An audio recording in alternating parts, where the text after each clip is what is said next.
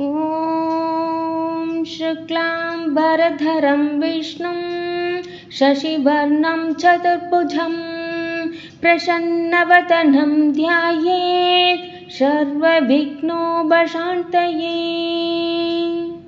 ॐ श्यामलायै विद्महे हलहस्तायै धीमहि तन्नो वाराही प्रचोदयात्। ॐ वराहमुख्यै विद्महे दण्डनाथायै धीमहि तन्नो अग्रे प्रचोदयात्। श्री आदिवाराही सहस्रनाम स्तोत्रम् ध्यानम्।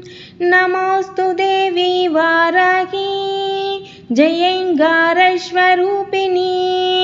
जय वाराही विश्वेशी मुख्यवाराही ते नमः।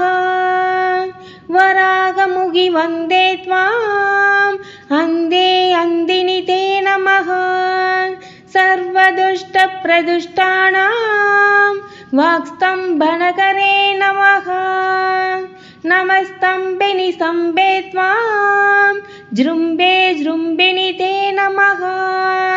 रुन्दे रुन्दिनि वन्दे त्वां नमो देवेशि मोहिनी।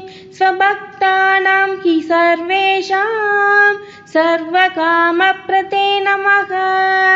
बाह्वस्तम्भकरीं वन्दे जिह्वास्तम्भनकारिणीं। स्तम्भनं गुरुशत्रूणां गुरु मे शत्रुनाशनं।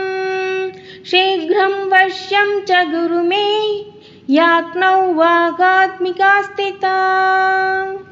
तचतुष्ट्यरूपे त्वां शरणं सर्वदा भजे।